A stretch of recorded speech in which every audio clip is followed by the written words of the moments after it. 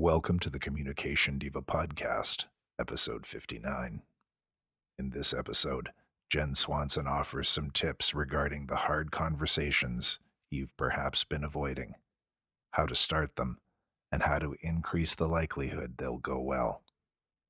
So whether you want to confess to your sister that you killed her hamster 17 years ago, or just don't like the direction your partner hangs the toilet paper, this podcast is for you.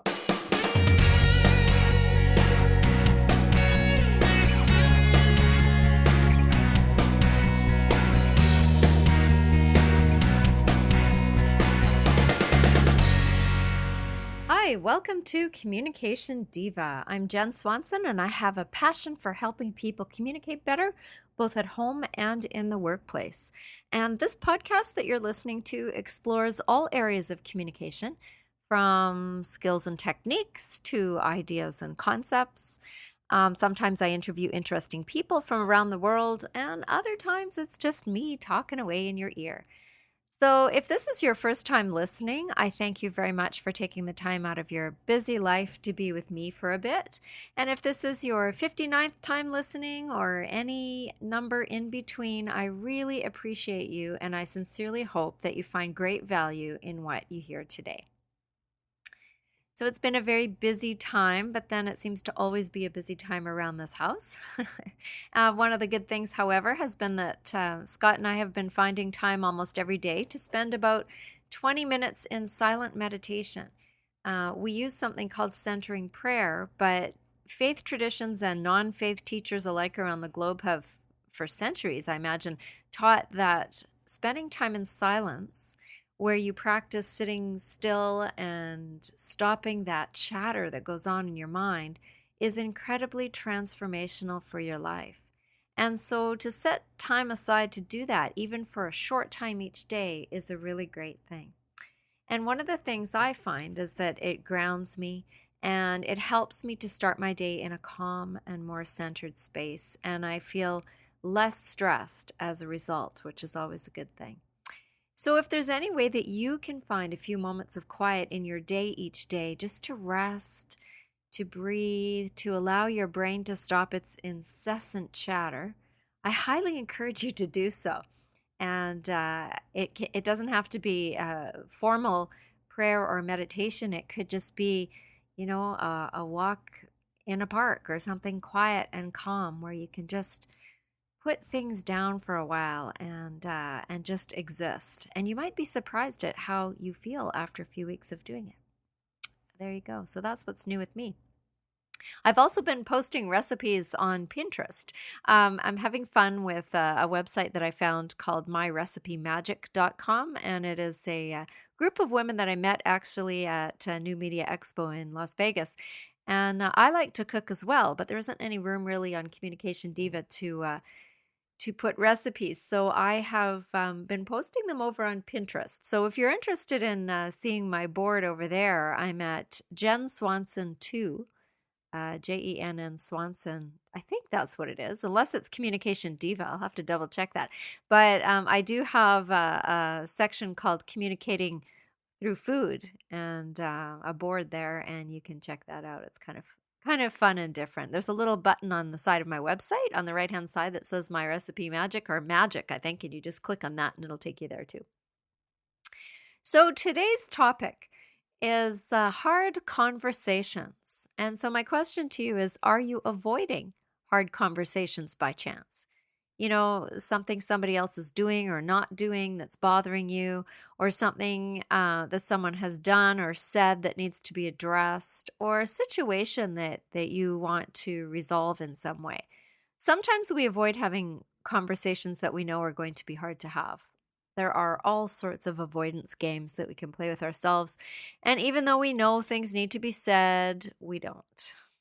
Or the opposite of that would be to barge into a conversation all of a sudden without even thinking or pre-planning what you might do as the best approach to the topic. So, bursting into a conversation without any thought can often be a complete disaster. Have you ever kicked yourself after a conversation and said, why did I say that? Or why didn't I say that? I have, and had I thought about not only what I wanted to say in the first place, but how best to say it, things may have gone a little more smoothly. So, in this podcast episode, I want to offer two ideas to help start hard conversations and to offer the other person some clear understanding of your experience of the situation that you want to discuss.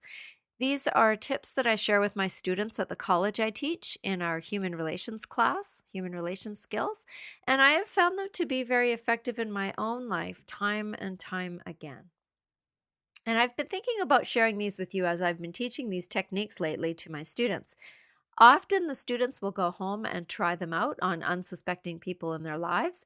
And then, as homework, they need to come back with a written reflection or a paper about how it's done. And I've had them come back to class and report the conversations in general have gone better, and that some really hard conversations they've been avoiding or putting off or stressing about have gone much more smoothly than anticipated through the practice and use of the tips I'm about to tell you about. So they really do work, and I've found that, and I've had dozens of students in my classes over the years who have um, said that they make a real difference.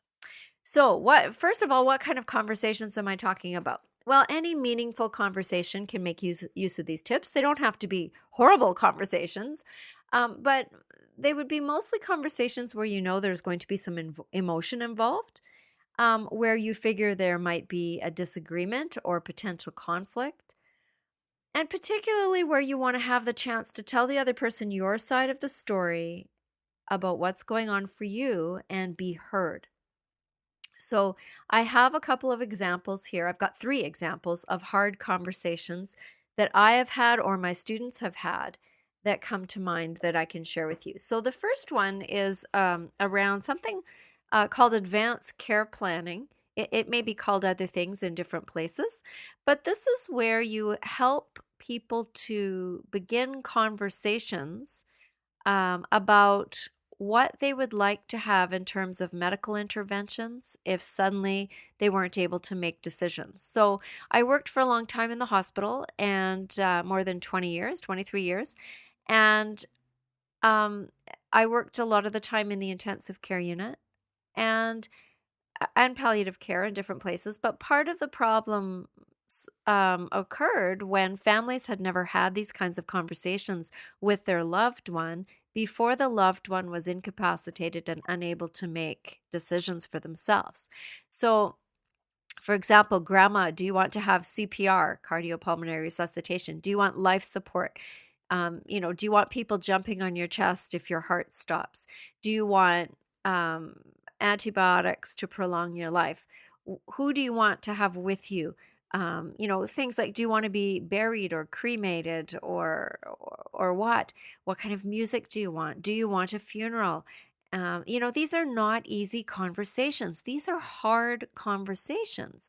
But from the work that I did in the hospital, I can tell you there is far less fighting, far less stress, grief, and argument in the hospital setting if this kind of conversation has been had with the family in advance and if there's some kind of written documentation about it. And this doesn't have to be saved for elderly people. I've got a plan that's written up that my family doctor has and that my husband has a copy of and all the rest of it. And anybody can have these conversations, but they're hard conversations to bring up, especially if grandma is healthy and going strong. But honest to goodness, it will save heartache and grief. And, I've seen siblings fight with each other because everyone had some kind of assumption of what grandma wanted. And if grandma's not able to say that herself, then there's the issue, right? So that's just one example of a hard conversation. That's a really hard one. Um, Here's a second one. I used this with my son once when he was about 17. I noticed he was up super late every night and didn't seem to be doing homework. So I waited until we were driving the car, which is often a great place, parents, to have captive conversations, captive audience conversations with your kids, and you don't actually have to be facing one another and they can't go anywhere. Um, And then I used the following tips to get to the bottom of my concern, and it actually worked really well with the teenager. So that's something. And then that's a second example. And then the third example is a student of mine wrote a paper about this, about a very hard conversation she had with her mother about why she wasn't going to invite her mother to her wedding. Now, I'm glad I wasn't in the room for this conversation, I tell you. It was one that was a very long time in coming. It was one that the student was dreading. It was a painful one, and it was hard. And it went so much more smoothly than it might have because she used the tips that she had learned in class, and that's what she was writing about. So those are three examples of really hard conversations, and no doubt there are thousands more that we could give examples of. But before I go any farther, I want to say one thing. You are not responsible for what the other person does with their side of the conversation. Okay? You can't control that. You may have the best communication skills in the world and still not end up with the desired results because there are two of you in the conversation. There are no silver bullets in communication, no magic wands, no guarantees. But if you can be as clear and as careful with your piece of the communication as possible, chances are things will go better than if you aren't.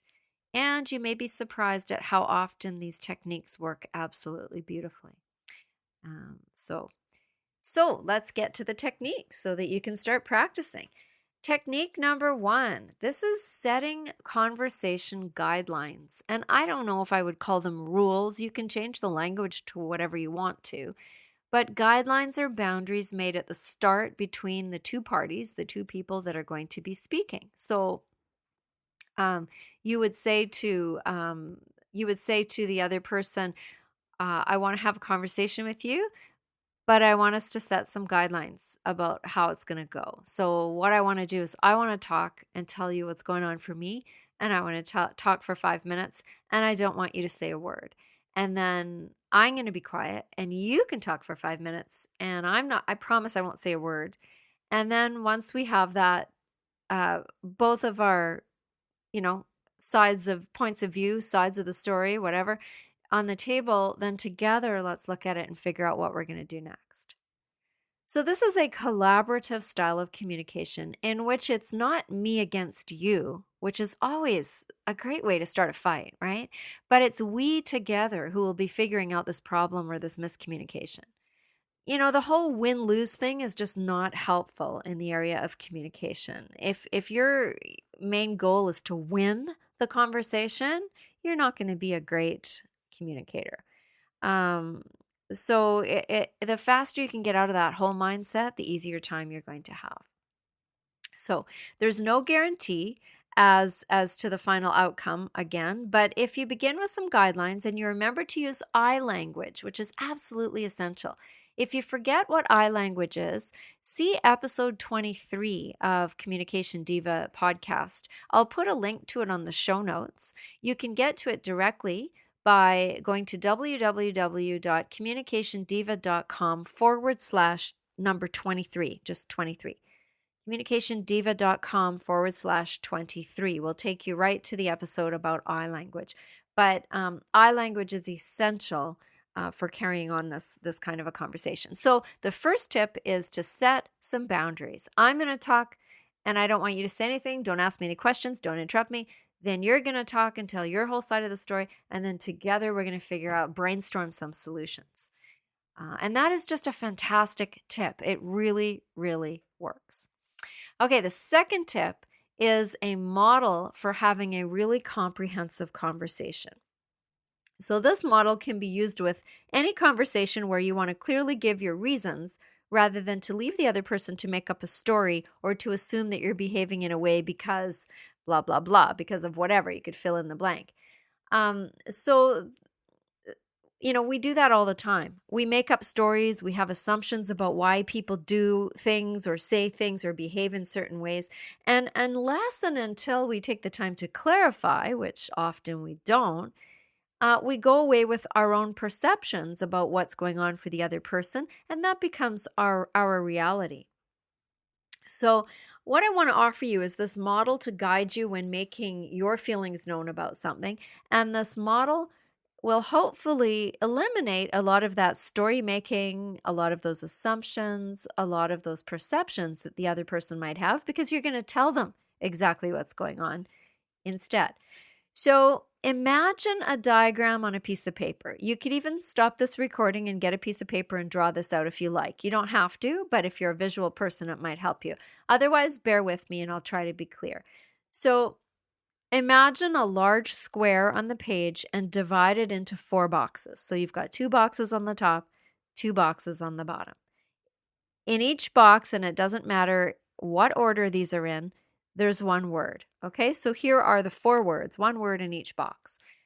Notice would be a word, want would be a second word, think would be a third word, and feel. So NWTF, notice, want, think, feel. So those are the 4 areas that you need to speak to when having your conversation.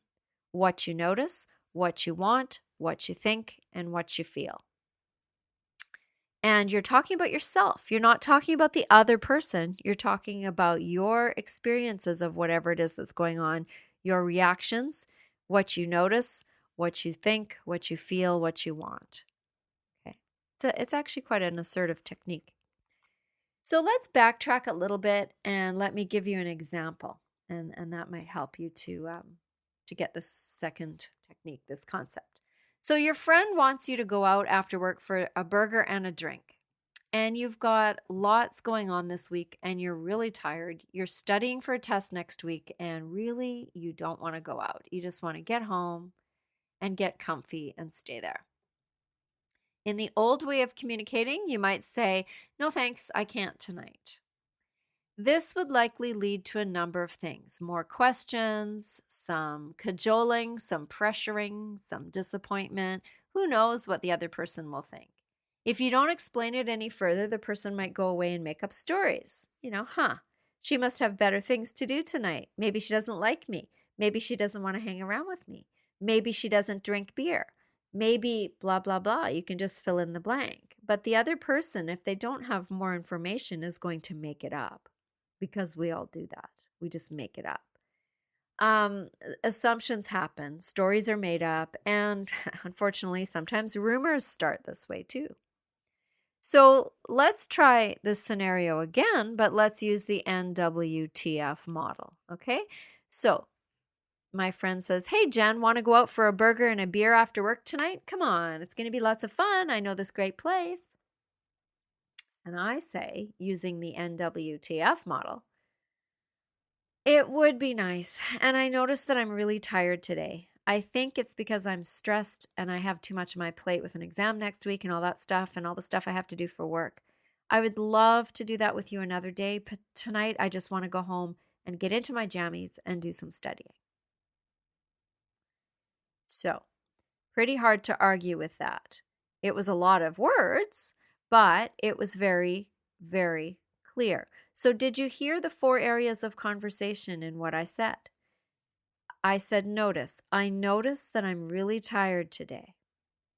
Think. I think it's because I'm really stressed out. I have too much on my plate with an exam next week and all the stuff I have to do for work. Feel. I would love to do that with you another day. Want. But tonight, I just want to go home and get into my jammies and do some studying. Notice, think, feel, want. Or notice. Yeah, that's the order. Notice, think, feel, want in this particular sentence. So it doesn't matter what order you do it in, but it takes practice to make it sound natural and not like you just listened to this podcast.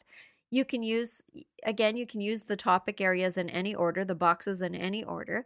And when you talk about what you notice, what you think, what you feel, and in particular what you want, it's pretty hard for the other person to make up stories or to assume or even to argue with you.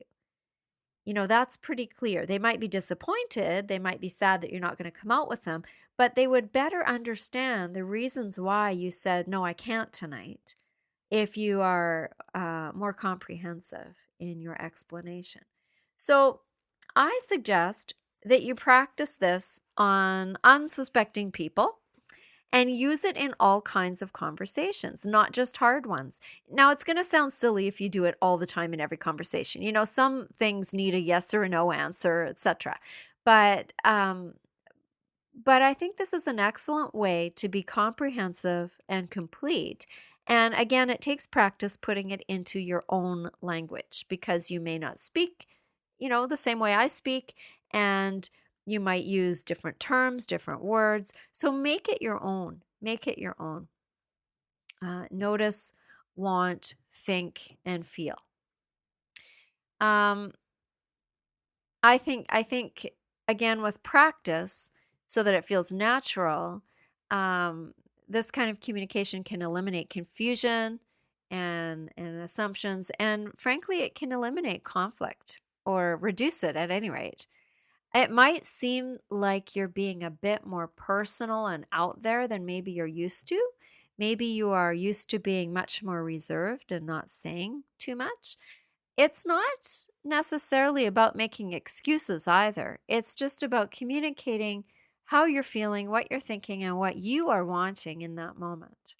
So sometimes I don't think we give enough information, and the other person we're speaking to then goes off with an inaccurate impression.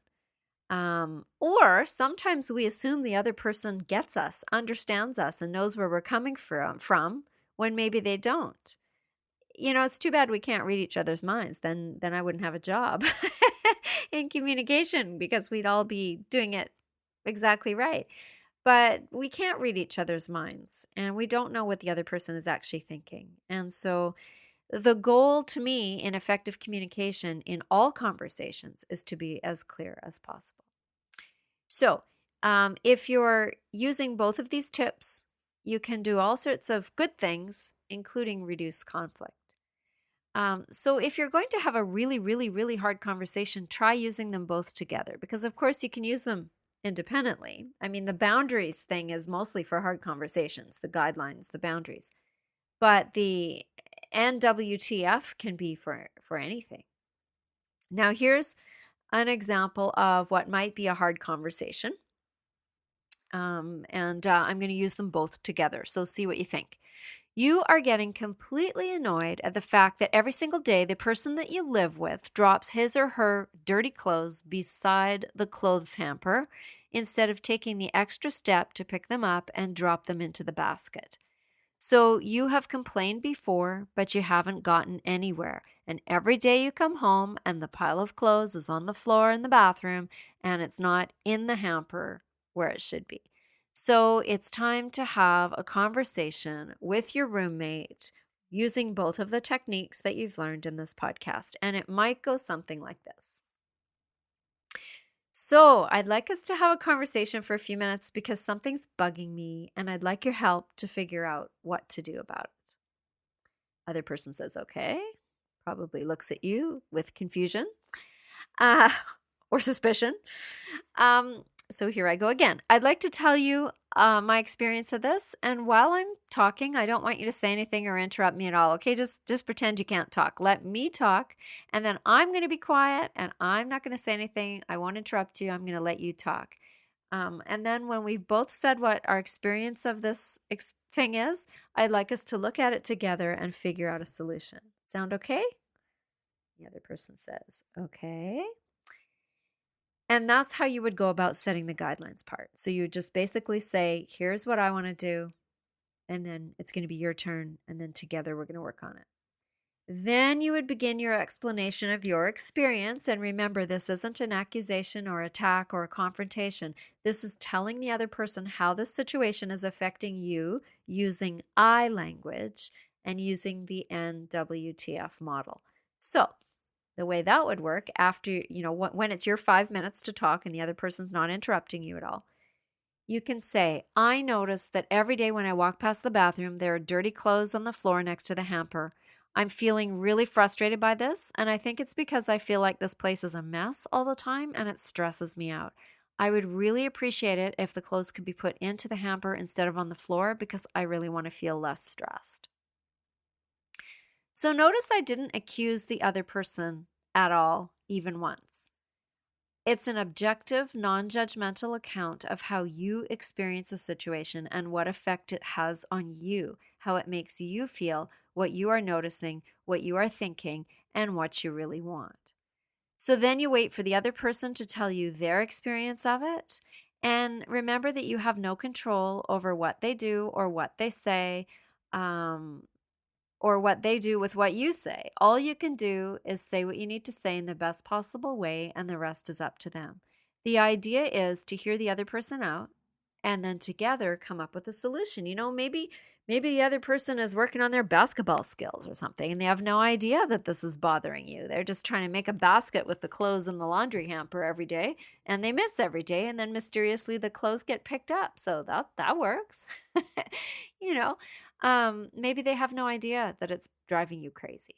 Chances are, if you use these two techniques, you'll come up with a resolution, and you'll come up with it in a collaborative, cooperative way, which is always the best way to come up with a solution. So there you have some skills to go and practice. Conversation guidelines for harder conversations, so setting the rules, setting the boundaries, and then a model for being really clear about what it is you're wanting the other person to do, and to know about what's going on for you. So I'm hoping that these are really helpful for you. I'd love for you to tell me what you think. If you would come over to communicationdiva.com and leave me a comment, there's a little section at the bottom of each episode that has a number and some brackets that says comment. You just click on that and it will open up a box for you to log in and leave a comment. You can also email me at jenn@communicationdiva.com, or you can follow me on Twitter at JENNSwanson, and then the number 2. So there you have it. More effective communication for everybody is my absolute passion. I thank you so much for listening. I'm Jen Swanson, and until next time, thank you for being here at Communication Diva.